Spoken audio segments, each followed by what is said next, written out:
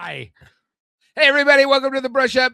My name is Dunbar Dix, and with my host, Mike, we're going to brush you up on this week's news and events and stupid things in the algorithm. Let's go.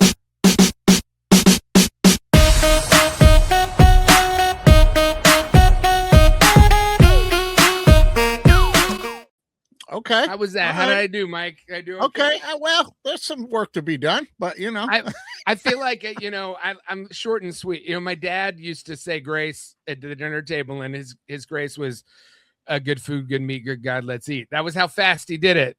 I felt like I channeled that. Let's get into it. Let's go. Okay. All right. I didn't say like and subscribe. You didn't, but guys, like and subscribe. The Brush Up. You know what I'm saying? Check it out over there on YouTube, wherever you're getting your podcast. The Brush Up. Get brushed up, brush me up, all that stuff. Hashtags. Just find it, like it, subscribe. Let's do it. How's the yard work going, Mike? How's it going this week? Luckily, my son is home for the week, and we've been, as they say in the South, we've been felling trees, Dunbar. We've been felled some trees. Oh, I know it, man. Watch out. You got to check for ticks, brother.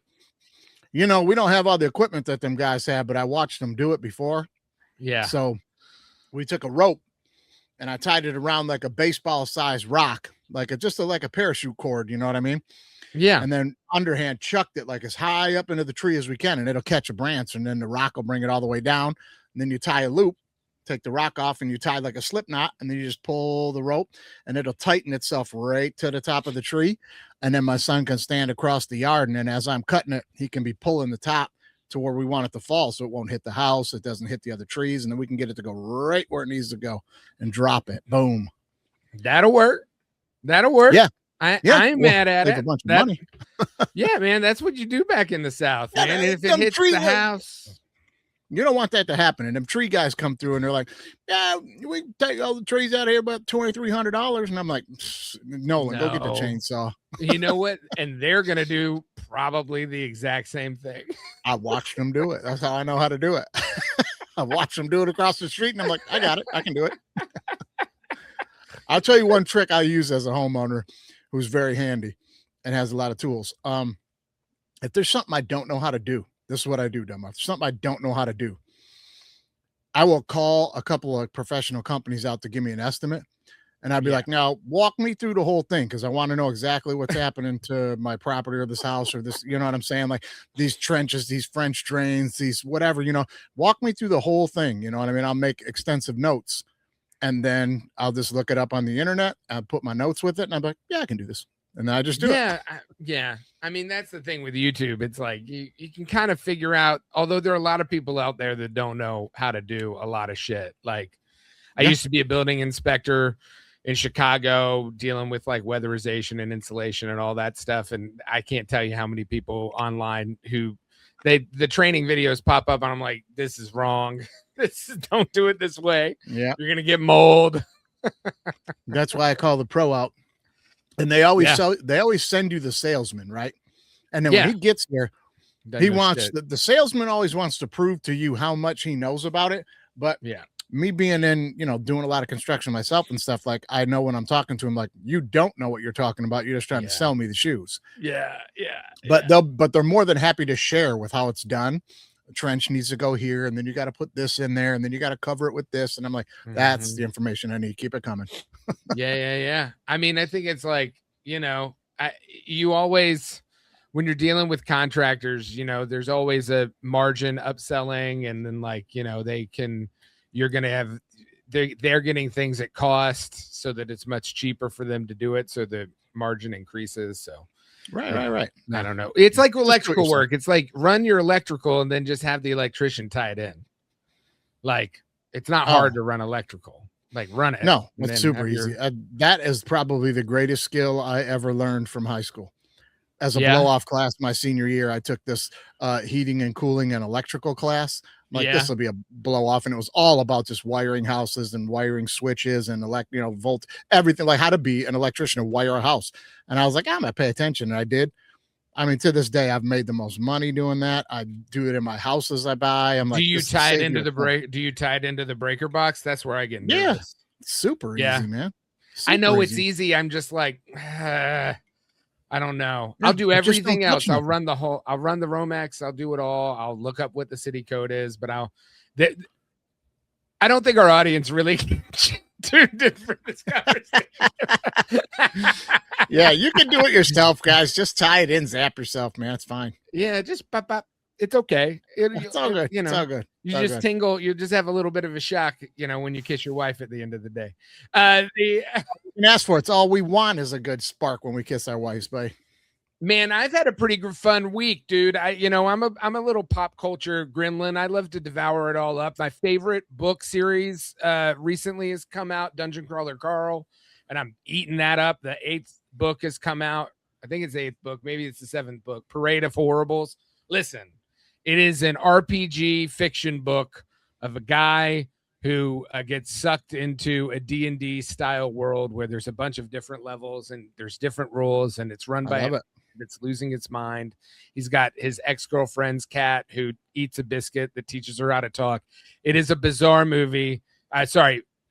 Bizarre book. There's a great audiobook version of it. So I've been eating that up, and we're Survivor's wrapping up. We're big Survivor fans, so we're really excited for the finale. I'm going to call it right now because I know this will come out after the finale. Spoilers. The finale's tonight. I'm calling it. I think Aubrey's going to win.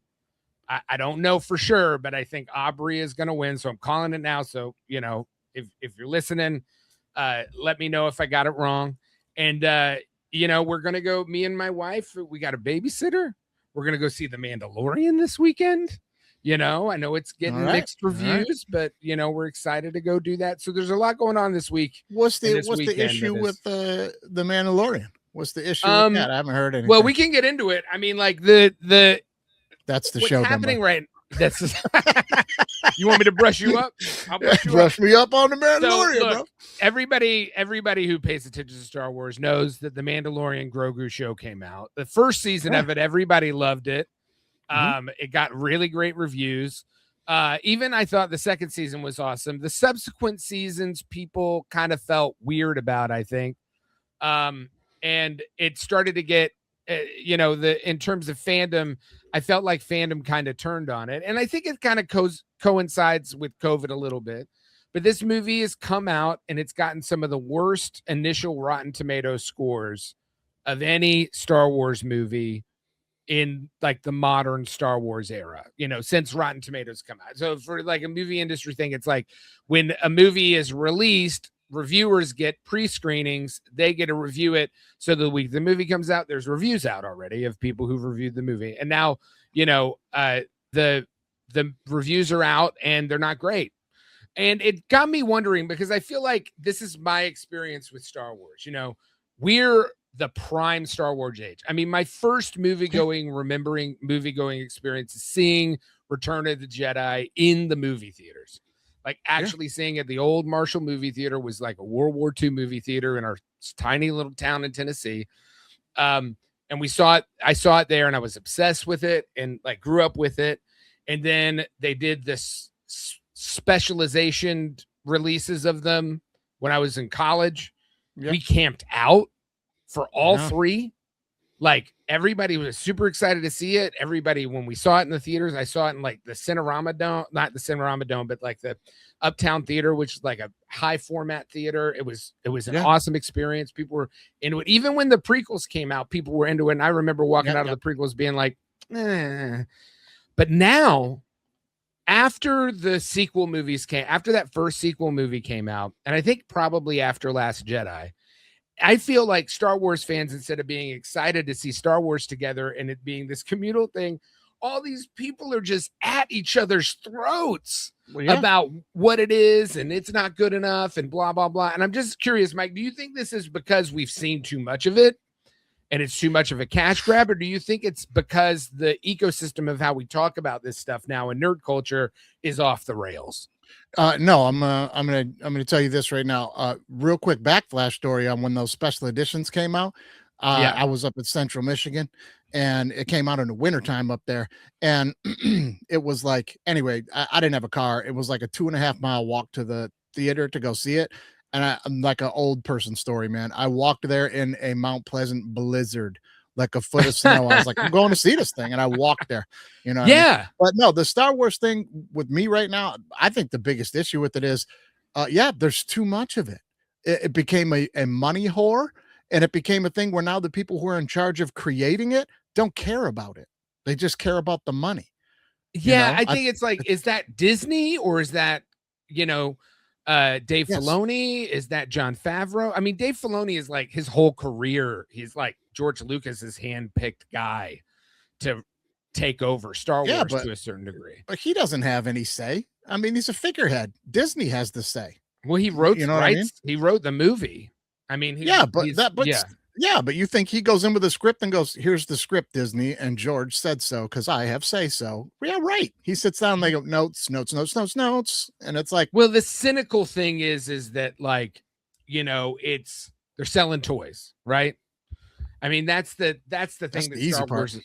Yeah, that's the easy part, But I think that there is another thing happening within the ecosystem of this stuff. We've talked about this stuff in the past too. It's like you have these streamers on YouTube.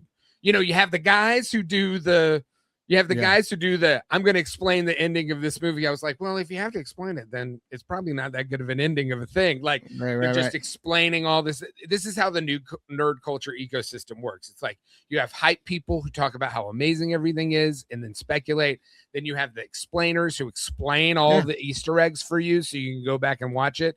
And then you have the critics who, no matter what they do, hate it. And a lot of them are like alt-right guys, but you have all of these people that now make money off of it. And then you have like, this is my analogy. It's like Star Wars and Star Trek and all nerd culture that existed at least 30 years ago is like the Democratic Party. It's like the people who are Democrats hate them, but then also the people who hate Democrats hate them. They're just like and pretty much stuck in the middle. And you can't enjoy it anymore.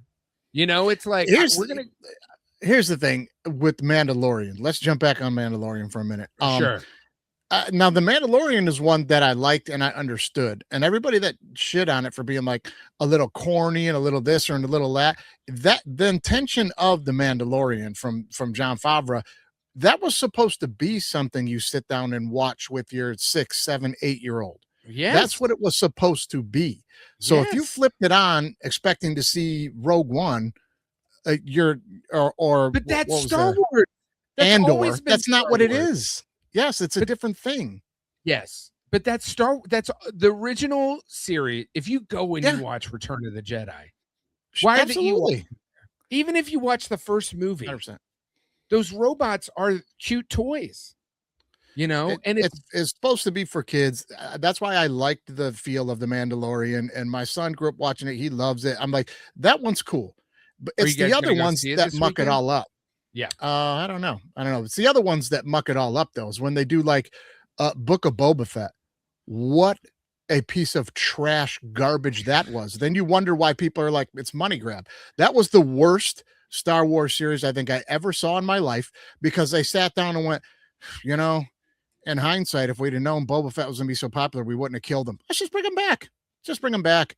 And when we bring him back, Dunbar, he's not going to be the cool bounty hunter that you guys all remember. The old lived by a code, but it's all about the money. And I don't care if you did it or not. He's very Tommy Lee Jones. I didn't kill my wife. I don't care. He's badass. No. He's going to come back and be a righteous man now who does right things and helps communities and save it, man. What are you doing? Stupid. Yeah.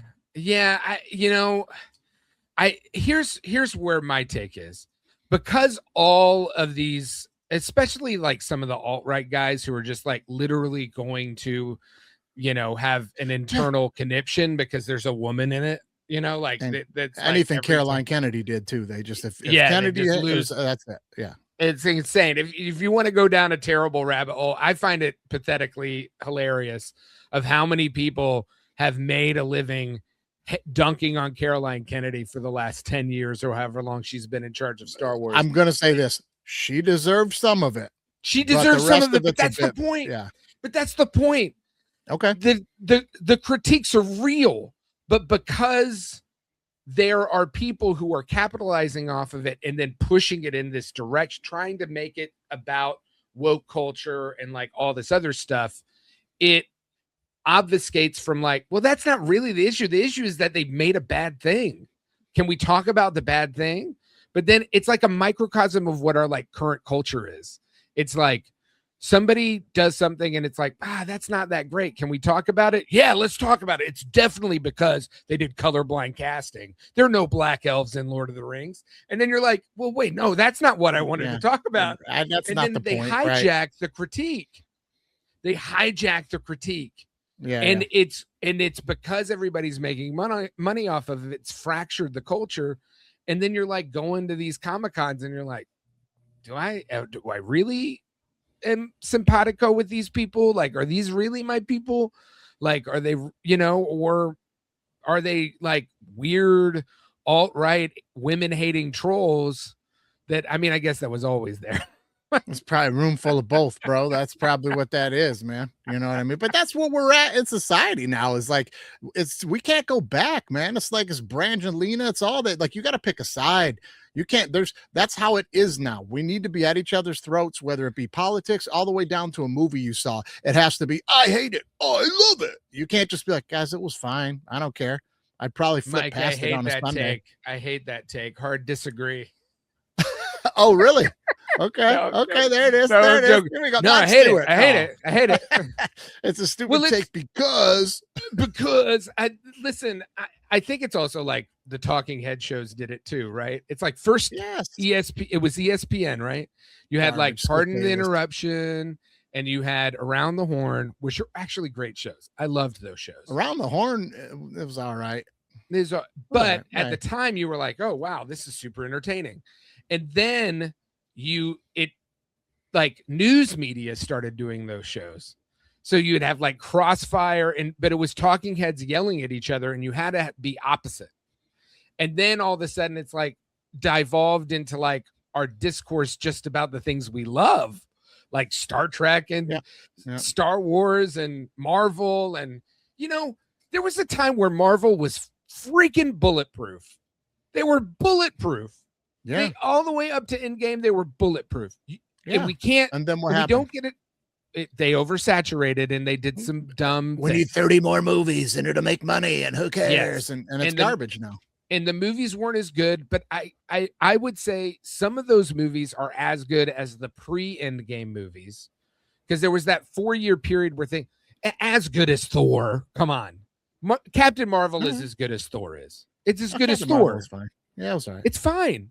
It got a ton of hate, and then all of a sudden, like, they come out with that poster of her, and she's not smiling, and a bunch of dudes Photoshop a smile on her face, and are like, "There, I fixed the movie." Like, that stuff is happening. That's stupid. That stuff is the girl who was in The Last Jedi, the Asian character. I can't remember her name. She was that bubbly Asian character who they introduced, and she got so much hate from being in that movie that she had to close her Instagram account. Why? Because they just hated the character. Sexist, like death threats, all kinds of stuff. That's like how far it's gotten. That's fucking weird, guys. It's a movie, man. And that's an actress. That character is not a real person. That was her big break. That's her big break, man. See, man, I don't even know this kind of stuff's going on. You need to come out of the rabbit hole once in a while, bro. What are you doing in there? You're drowning in there, bro. You need to come out. You got to fucking pull some trees down with a rock and a paracord. Bro, I need to stick a hose down in that rabbit hole and just flush it out, man. What are you doing down in there? I didn't know any of this stuff. That poor girl. But it's like, it's all that stuff. It's streamer culture. It's Gamergate. Which, if people don't know about Gamergate, I mean, it's basically what like, the hell's Gamergate? Brush me up. What is Gamergate? What is this? Oh my gosh. Well, Gamergate was essentially a controversy that happened. You're catching me on the fly. This is an on the fly brush up. On the fly brush up. Brush me up, though, if you know. 2014, Gamergate became this targeted harassment campaign by nerds online through Reddit boards and etc. And they went after this woman, Zoe Quinn, who was falsely accused of unethical behavior, like sleeping her way into getting an indie game that she had created, published. I think is what the deal was. And they claimed that they were advocating for ethics in game. Oh, wait, sorry, hold on. Let me read this.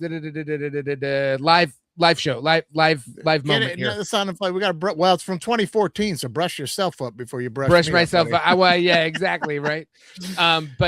So it began in 2014 as a targeted harassment campaign against a game developer, Zoe Quinn, based on false allegations of unethical behavior, which quickly expanded into a systematic abuse towards women and critics in the gaming industry.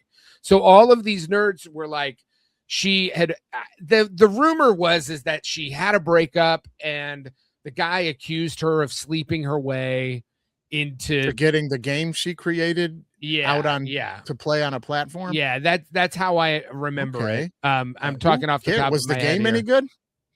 I have no idea, but the idea was like, oh, this is unfair because she decided to,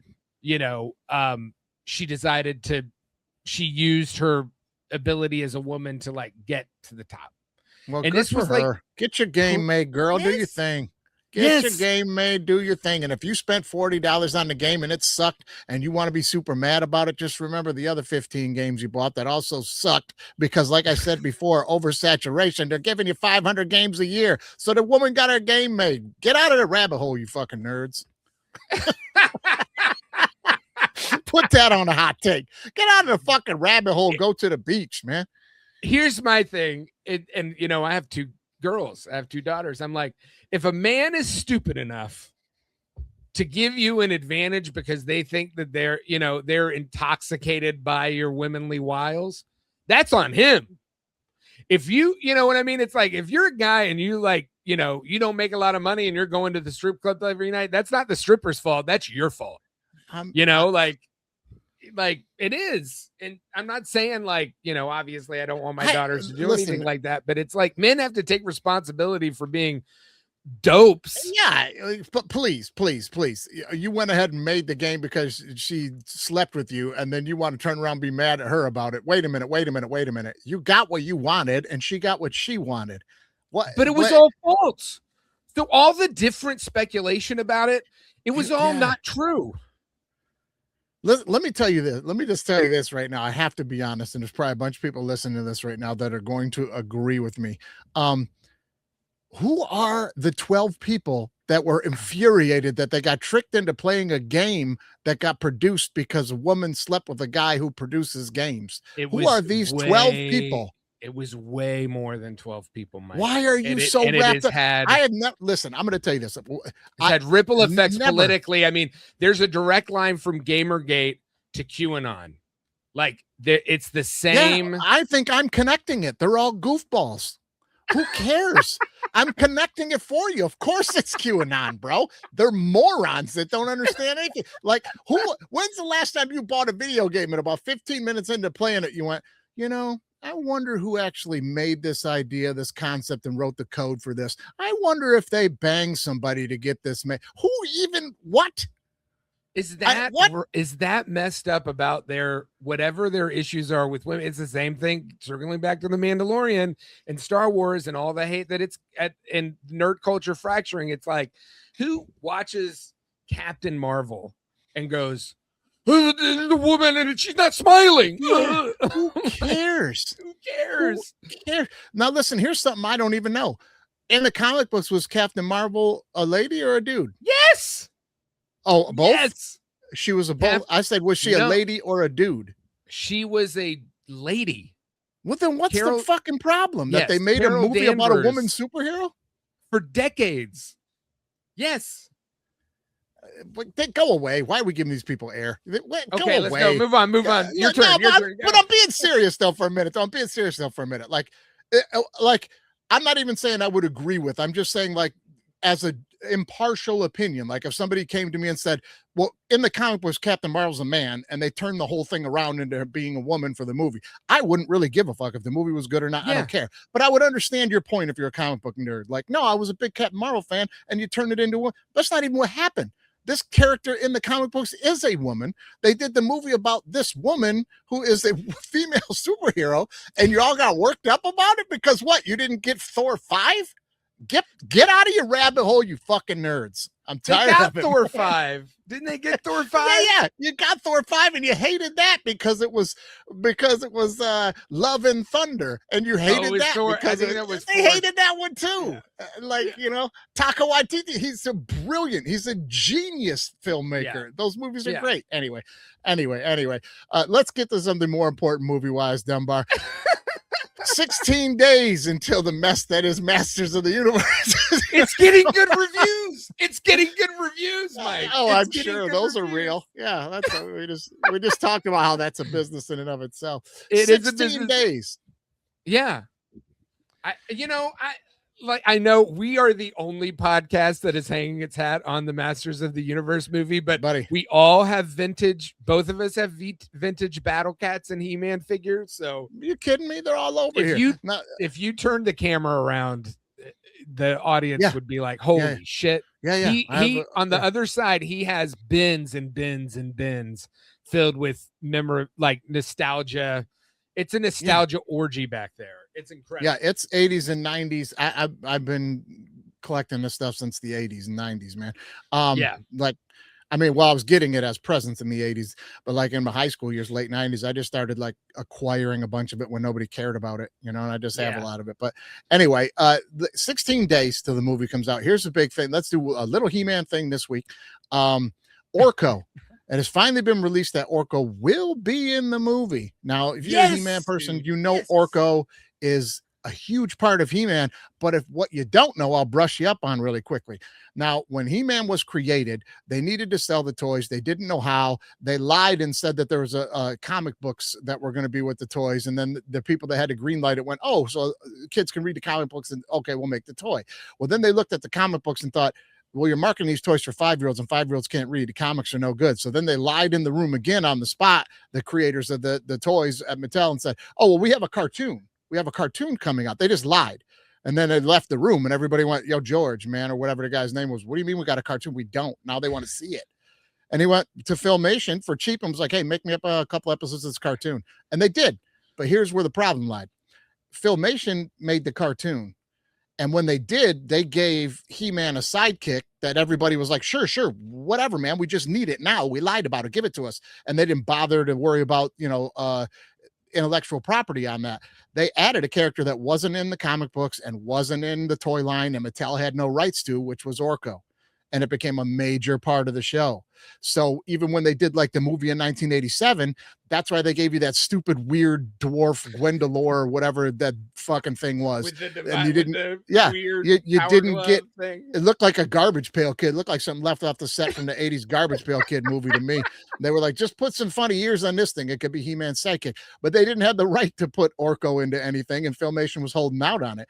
And we have the same issue here. So it's just going to be a very brief cameo where you go, oh, Orko, and then that's going to be it because they can't get to a deal on it. They kill him in the movie. They just they might just do that. Yeah.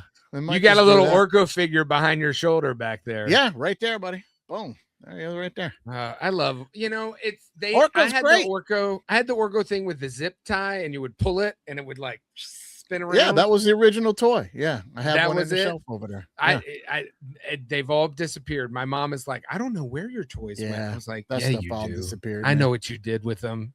I went off to college and you just put them in a box. You want to hear something funny? Not even off to college. Like when I was a junior in high school, was being pretty heavily recruited for sports and football and stuff, and went to the University of Illinois football camp for the week. I came back. We had moved. I didn't even know we had moved. My parents moved to this manufactured home park like out in Milford. Like they're like, we're leaving Detroit, and they moved out to this thing like the end of my junior year. They moved out to this anyway. I'm like, where's my stuff? Like toys gone, shit gone. I was like, where did all my shit go? I just came up. We had moved. What a tragedy. All right. I went to not to get into backstory. I had to go to boarding school when I was a kid because I was a incompliant child. And I went to one summer, I went to military school. I think it was like 3 or 4 weeks. I hated it. I hated it. I was not good at being orderly. at that age. And I came home, my mom like redecorated our entire house. My room, I was like, what the fuck is What's a happened? treadmill where my bed was? Yeah. It's like, what's going on? So Orko not gonna be in the movie maybe, but the big thing I read about it, other than like the money wise thing, was the people that were putting the film together. They said we just don't know how to do it because he's kind of like a silly kid type of cartoony magical character, and then we're doing this thing in the real world. How do we bring him into the real world and not have it just be like cringely like Jar Jar Binksy, goofy, stupid? And how do we, they're very focused on trying to figure out how to manage that to maybe make that happen in the next movie or whatever. And I'm like, that was your major conversation of what we need to figure out, and like, we landed on we need to be Earth. It need to be Earth, though. We didn't sit around and talk about that for 5 minutes to not have the damn movie on Earth. We're worried about Orko. Look, like we just talked about the Mandalorian and Grogu, and how Grogu's a phenomenon. They just did Project Hail Mary where they had a rock creature and they were able to ground that character. So awesome. You know what it's like, I get it. Orko has a weird mask on his, like, wears a giant scarf and a big floppy hat. Like, I get it. But I don't know. Just figure it out. Figure it out. Just figure it out. Just figure it out. You can do it. Everybody maybe instead of spending the first hour of the movie trying to figure out how you can justify that these are Earthlings because we couldn't possibly be able to connect with something like it wasn't Earth. Dunbar, if Star Wars would have only thought that when it came out, if they should have got together and been like, this should all be on Earth, and then people might like it. I think we all liked it. I think we all liked it without having it to have to be on Earth. You think George Lucas got that note? Like, we just spent 20 minutes. We just spent 20 minutes talking about toxic nerd culture, Mike. Yeah. And just saying, it's getting decent reviews. I know my expectations are, here's my trick for seeing movies. Two things. I've always tried to be a good audience member, like a steward of like, I'm going to go in and I'm going to give this movie a shot. I'm not going in with the shitty attitude. I'm going to give it a shot. The other part of it too is that like I go in with I try to read the bad reviews because I want the lowest expectation possible, because my goal when I go see these movies is so that I can have a good time. Yeah. Right. And so I think that it's like the framing of it. There are sycophants. There are people who are like, go and see the Star Wars movies and are like, oh my God, it was the most amazing thing I've ever seen. And those people are also weird. But there is a middle ground. And I do walk out of movies and go, that sucked. I can't remember what movie I saw recently. I just went in the movie theater. Man, it was so disappointing. Right. But I don't know. But yeah, I think, the He-Man movie, it's coming out in 2 weeks, 16 days. 16 days. Wow. We're going to have to do a live review, maybe. Buddy, we're going to do a whole episode on this thing. I'm going in with a notebook. I'm going to see it twice opening weekend. First time, I'm just going to watch it, so I'm paying attention the whole time. Second time, there will be notes. There will be notes. I did live stream on Twitter. I since deleted that Twitter account, but I live streamed a Twitter where I just moment by moment watched the Snyderverse and noted it the whole way through. The Snyderverse cut of what was it? The Justice League movie? Oh, the Justice League, the different and I just cut. Ripped it. I was just like, this is terror. I don't even know what I'm watching. There's no reason I didn't really even know the difference between 1 and 2. They both were not good. Yeah. They both were not good. You know what's a great recut you should go watch? Sidebar real quick. Let me brush you guys up on this. You might not know. Rocky fans. A lot of Rocky fans out there. We love a Rocky movie, right? Yeah. Rocky 4, our wheelhouse. Rocky 4, if you're our age. One of the greatest 80s movies ever made. Oh my God. You were in line to see. It's like Return of the Jedi. Like, you just went to the theater. You went and saw 4 times. I don't know if you guys are aware of this. Most what? It's the most 80s movie of the 80s. Oh, it's phenomenal. They went back and did a recut of the movie instead of it being all like, poppy and like just a bunch of montages and all that shit. Like, they actually told the story, like apparently the way Sylvester Stallone wanted to do the movie. They went back and recut it. They still had all the original film and changed the whole storyline around. Like, the storyline's kind of the same, but it's a whole different movie. Like the way the story's told, it's more about Rocky and Apollo's relationship and Apollo feeling like he's out of it and needing to come back. And then this thing happens and it's recut. It's a completely different movie when you sit down to watch it. And it is phenomenal. At the end Where of do it, you you're get like, it? Somebody just put it on YouTube? no. It was a theater release. Oh, and they really? didn't release it for streaming for a long time. Like it was like a indie movie theater release, and Stallone sat down and did the project. But now you can find it out there. It's Rocky IV recut. Watch it. It's awesome. Oh yeah, I'll check it out. Do they It's do great. they still have the robot in it? Yeah, robot's in it for a cameo, I think, like Orko.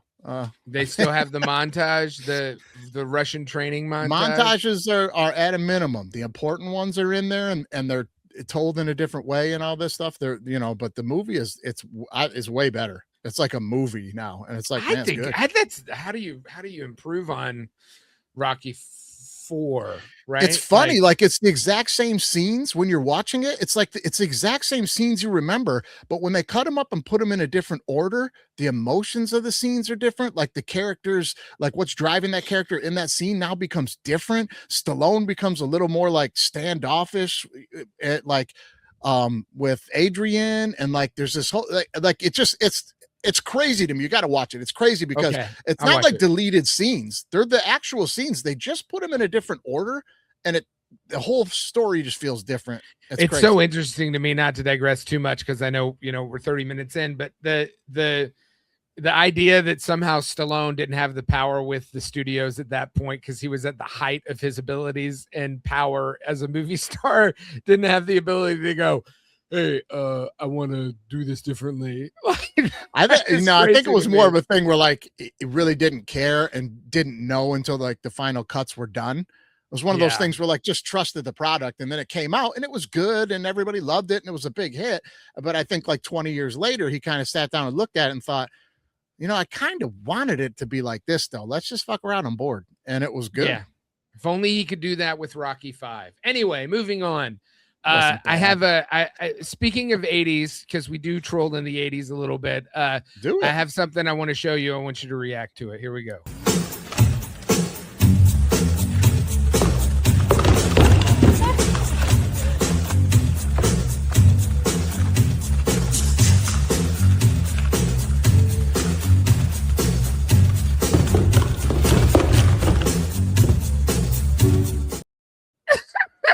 Bro, what is the most important part of that video, did you think? I'm gonna break it down for you real quick. The moonwalk? Listen, that robot's dancing at first, and I'm going, oh man, they've improved these things a little bit. Then he stumbles into the steps the first time, and he keeps his balance, dude. He didn't fall. Like he didn't fall. He kept his balance falling upstairs and got his footing back, and then came down the stairs. We're screwed. They're figuring it out, bro. He didn't fall. He didn't fall. That was crazy to me. This is going to scare you even more. What the hell is that? He's trying to empty a garbage truck or something, or is those packages or what? Okay, so that is a live stream that is going on as we're talking right now.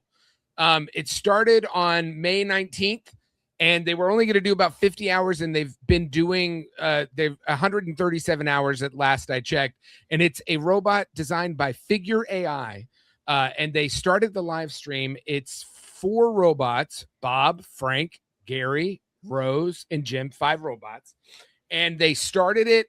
They threw one lady in there, huh? Yeah, they threw one lady. Yeah, I saw one lady name in there. One lady. You got to get one lady name in there. She's sweeping. That's fucked up. Go ahead. Yeah, right. They can't get 2. They can't have a majority. They couldn't name them all just women. Like telling the other robots what to do. That's what's happening. So they work in like 4-hour shifts. They've been working in perpetuity. They have sorted 100,000 packages. But tell me if this robot's sorting packages. Hold on. Yeah, look at this. No, he can't even grab the boxes. What is he? He's not doing anything. Now, if you remember, like we've seen some of this before a little bit. There are some factories now that are sorting packages with robots that are experimental, that have like this AI program that is automating all of them at once through a hub. Okay. We also saw like these at-home robots that are like cleaning your house and stuff. Figure has one, but there was one that came out earlier, like a few years ago, and Like we Butler. came to found out that they were being controlled remotely by, people in What? third world countries, doing What? these tasks. Yeah. So the robot revolution seems to be here, but there's see, hold on, Mike. But you used to give me hope when we would talk about this, because I'd be like, "You're not worried about robots?" He's like, "Nah, just pour water on them, man." Yeah, but that is true, though. That is true. That's been my stance for a long time. At the end of the day, because I'll tell you what, they're going to be like we'll be in a police state, like all these futuristic movies, right? We'll be in a police state, and there'll be all these robot cops will converge on me, and I'm gonna get on a little raft and go out in the middle of my pool, and I wish a motherfucker would come on in here and get me in the water, boys. Come on out here and get me. I'll sit right in the pool like Eddie Murphy and be like, "Here I am, bitch." Right. So there's this huge backlash against this, because like the PR campaign by these AI companies is kind of bonkers, because they're just like, "Yep, they're going to take your jobs." Like, that's literally all they're saying. Yeah. Like, so Eric Schmidt, who's the CEO of Google, and we can't play the clip because they'll censor it on YouTube, which, is important to point out, was booed at the University of Arizona commencement speech when he started talking about AI. And he talked about it multiple times in the speech. So it wasn't an anomaly. These students are like, screw you. And AP is reporting that this is happening at several schools where commencement speakers are talking openly about AI. The Anthropic CEO, Dario Amodei, in 2025 said that AI and these robots are controlled by AI, are going to reportedly take 10%, wipe out nearly half of the entry-level working white-collar jobs in the United States, creating about 10% unemployment. That is an astronomical number. Like, typically when the economy is good, we're at like 3% unemployment. 3.5% unemployment. 10% unemployment is really painful for a lot of people. And then, the human robotics startups are getting billions of dollars of investment and being evaluated at like $39 billion from investors. This company alone figure is being invested in by like NVIDIA, LG, T-Mobile, Qualcomm, Intel, Microsoft, Amazon. Everybody is investing in this. But here's my question, Mike. Okay. If all of the people's jobs are taken by these robots, then who's going to buy the shit in those packages? That's the point. What are we doing? This is once again, exactly. Like, this is one of those things where like I often cannot understand the concept of billionaires.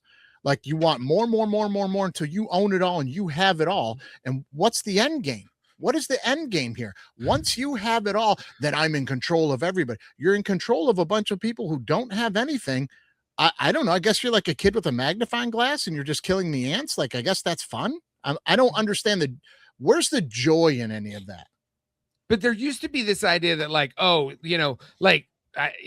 I did the Mandalorian thing, I kind of did a deep dive on like nerd culture and what nerd culture was and where the words came from and all that stuff. Deep. And it's deep. And but like in the 70s and 80s, nerds were these dweebs who were the opposite of jocks. And we were like, oh, well, if the nerds were in charge, things would be better, right? Blah, blah, blah. Well, no, because they don't like people. Like the people who are in charge of these companies who are making huge decisions about what we're doing. They don't like accountability, and they fucking hate people, and they're super awkward and not able to like stand in a room and talk to somebody. Like, you watch an interview with Peter Thiel, watch an interview with Elon Musk. It is aggravating. It is like, say it. It's the most unhuman thing in the world to acquire as much money as Jeff Bezos has and to do nothing good with it. Nothing good with it. No. Like nothing, bro. Nothing. And be petulant about it. The one thing that is like funny is like the president of Palantir, if you go down the rabbit hole, there's a Instagram account that like shares video. He's like, I'm going to share a video of an AI CEO saying something batshit crazy every day until they stop. And he gets to Palantir, and the guy's like, I've been doing a lot of research about Nazis, and I even know some Nazis. And you're like, what are you talking about? Like, what? And why are we giving? That's not a brag, bro. No, and why are we not a brag, dude? and the stock market is giving these guys billions of dollars. And the Here's US thing with government that. is giving these guys billions of dollars in tax dollars. That's the scariest thing about it. Now, I'm gonna brush you up on this a little bit because I go down the rabbit hole on this AI stuff too. Read a lot of stuff from a lot of the top people in the business. Listen to podcast stuff like that. This is not just somebody posted on Facebook. Okay, this is the brush up, guys. We don't play. I'm gonna brush you up on this. So this one guy that's like an expert on this, can't think of his name right now, but he was explaining that this whole, like when the social media boom started to happen, right? Like the Facebook and all this stuff. He said, like the internet boom of social media, harvesting your information, all that stuff. He said, now, if you remember when that first kicked off, they were investing hundreds of millions of dollars into like Facebook. Let's just stick with that at first, right? And if you remember, there was no ads on it, right? Like it didn't cost you anything. It was free. There was no ads, yet they were putting hundreds of millions of dollars into it. So like there was no profit on it. So like where was all this money going, right? So stay with me now. He said, so where's all this, where was all this money going into building this thing they weren't making money off of? Why would you invest in that? Well, then we see the end product. This is why. Now it has the ads, but that's not the thing. They were harvesting your information to sell your information. There was a purpose that justified the hundreds of millions of dollars, and now they're making it all back tenfold. He said, now let's apply that logic to AI because we also cannot understand this, right?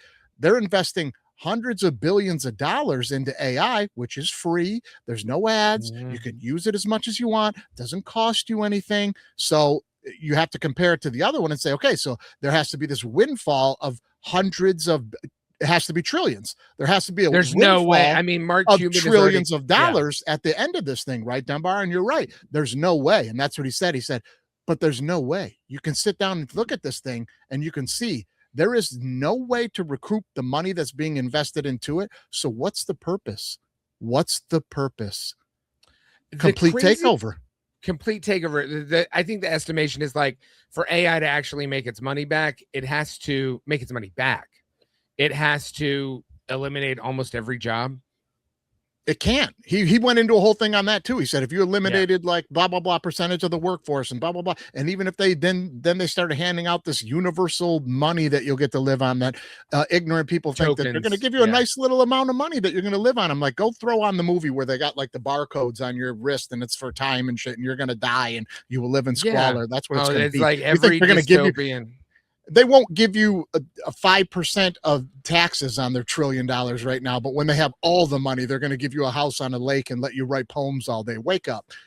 No, they're going to put you to work. Yeah, so there's only one.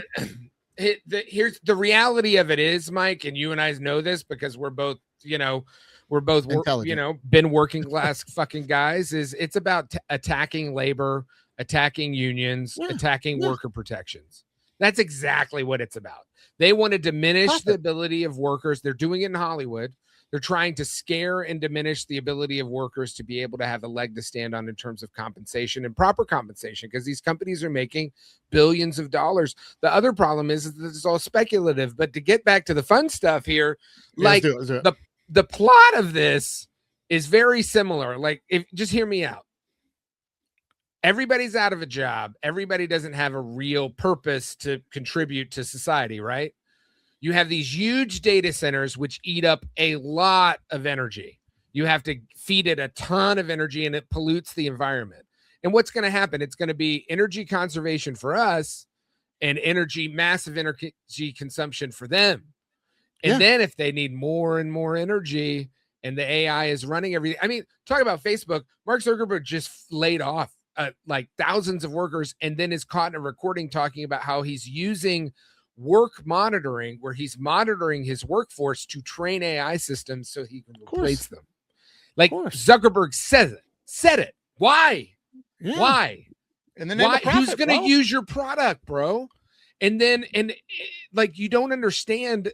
I don't think they're playing in the same sandbox that we're playing. I mean, obviously they're not. They're not. But what science fiction movie from the 90s talks about AI taking over the world, it polluting the environment so that it no longer can live, and then human beings having to conserve energy and then be turned ultimately into batteries? It's the fucking Matrix, bro. It's the Matrix. It's happening. It's happening. So eventually, this is going to turn into the Terminator. Yeah, but by next week. I have a little hope. This is a little video from Figure AI, and this is it cleaning off a coffee table.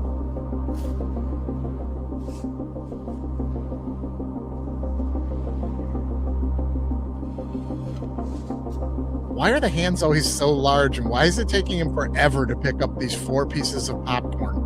What? That's my point.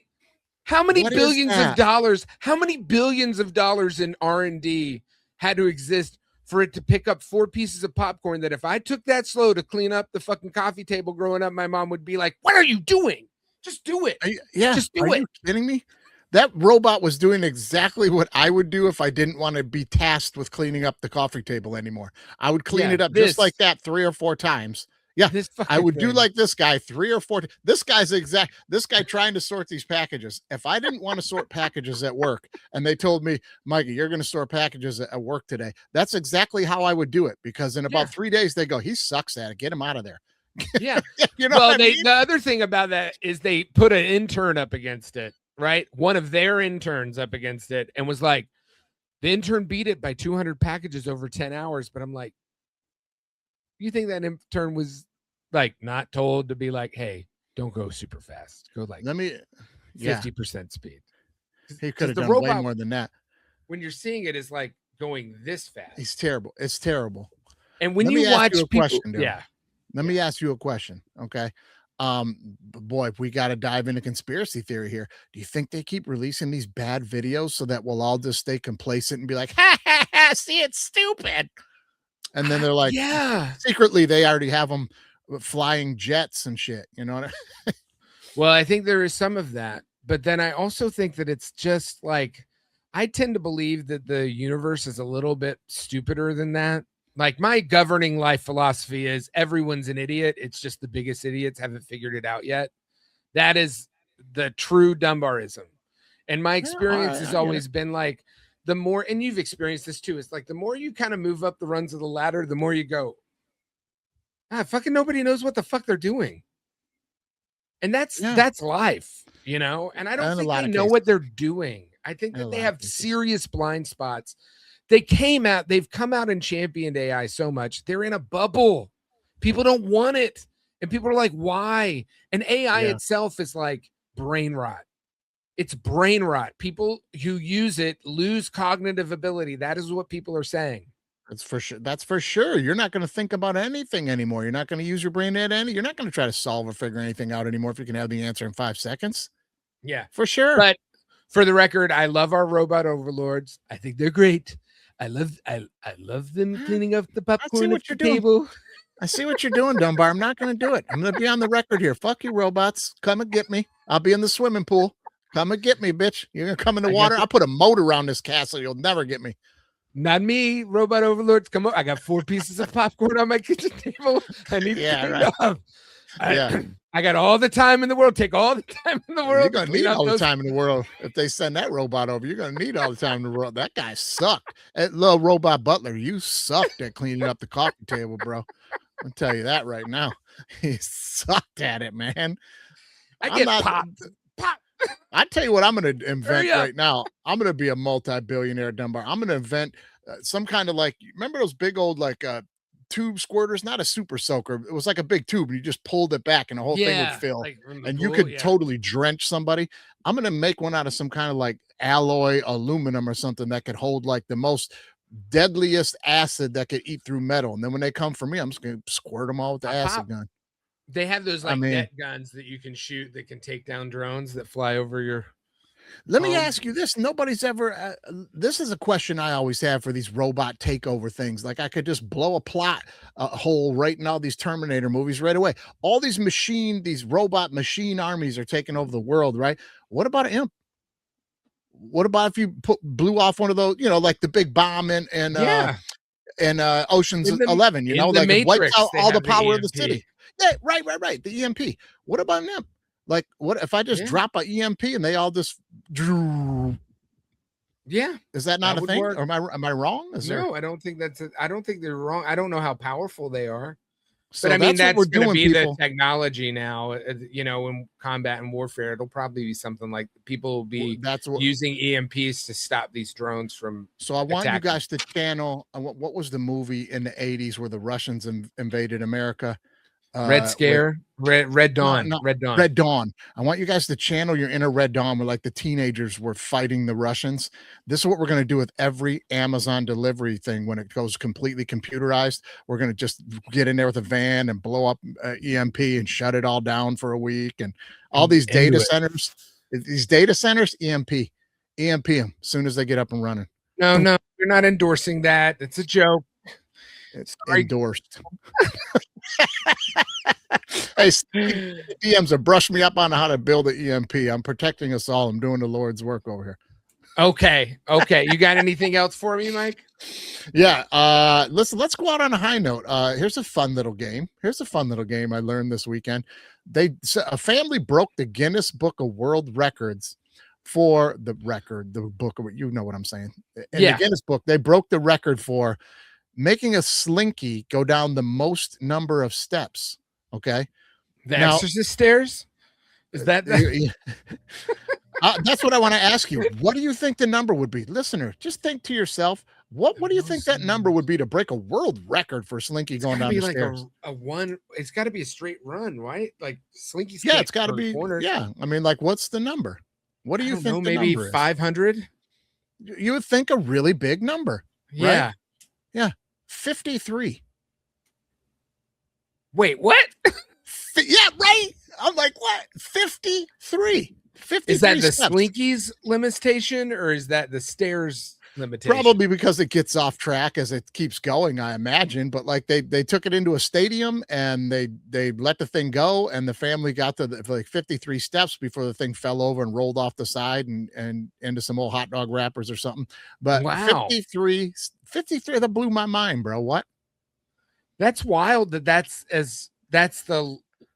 how, I mean, I guess we can never get it down the stairs.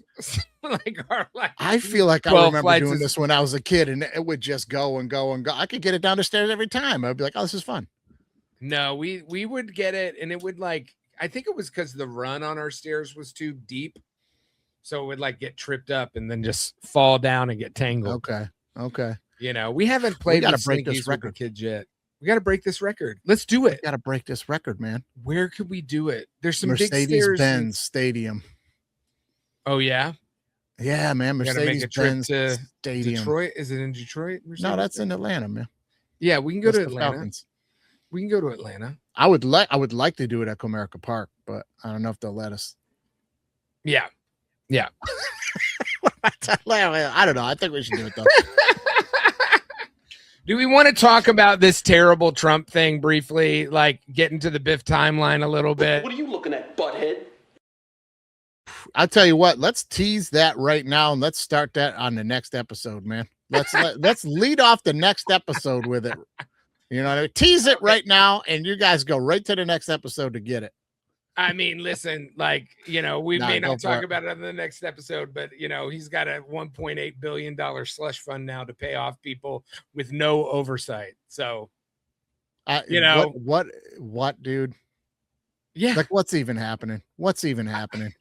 I don't know. He can basically pay off anybody. It lasts his term. So when his term is done, it's gone. He sued his own government to get it. So he sued them, and that was the settlement. He sued him for $10 million. He was like, put his own lawyer in charge of the case. Own lawyer in charge of it. It's a get out free jail card. All the people who stormed the Capitol on January 6th are now going to get millions of dollars. Or maybe, I don't know, election official wants to not certify the results of a certain county. He can just give him $1 million with no oversight, or give it to himself. Guarantee this money is going to be used. You just hit it. This money is going to be used to influence the midterms. This money is going to be used in ways to keep him in power and things like that. Listen to me right now. This is why I'm a little fed up with the way the media is covering this. Everybody's got the same talking point. Now all the people from January 6th are going to be millionaires. If you think those people are getting a nickel, you're falling into a Trump trap. He don't care about those people. He ain't giving them money. He ain't going to give them money. That money's going to be used as a slush fund to dominate the midterms, man. You watch. Watch out. Watch out. It's pretty bad. And the fact that like you can't prosecute his kids for tax evasion in perpetuity, that's also bonkers. I mean, it's none of this is gonna stick. Hopefully, after the midterms, they impeach him, drag him out. This thing will be torn apart in court because it is so many conflicts of interest. His own guys in charge of negotiating him against the country, but they're both on the same team. Like, there's so much illegalities in this thing. Even it's ridiculous. It's going to be thrown out if we can get him out. Unbelievably ballsy, like, most brazen form of corruption I have ever seen in my entire life. Yeah, but it's the same as what you said earlier. He's playing in a different sandbox than you. Yeah. He doesn't see it that way. He's in a sandbox where, look, whatever he says goes, and castles magically appear. He's never been wrong. He's never been told no, and everything so far has been a yes and worked. Yeah. We can't afford healthcare, but we can afford a $1 billion unprovoked war, billions of dollars for a ballroom, and a $1.8 billion slush fund for Trump. Yeah.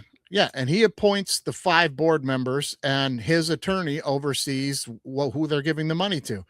Yeah. What if you can't see what this is? I can't help you. Yeah. Yeah. I can't help you. I can't help you, man. But man, I don't know, he's like, he talks like me, man. He's a calm person, man. Yeah, man. Yeah, right. That's exactly what it is too. Or it's some evangelical, but the Lord Jesus sent him here to do the Lord's work. He's going to put the 10 commandments back in the classrooms, and that's all that matters. It's crazy. Anyway, love you, brother. Fun times. I'll let you know how the Mandalorian goes. Okay, let me know. We'll be going to see it for sure. Yeah. Well, tune in next week for more brush up. We're gonna let you know what's going on in the week, and thanks for yeah. And if you don't have time to figure out some of these things that you want to know about, hit us up on social media, the brush up everywhere, and let us know what you want to know about. # brush me up. Brush me up. We'll figure it out. Brush me up.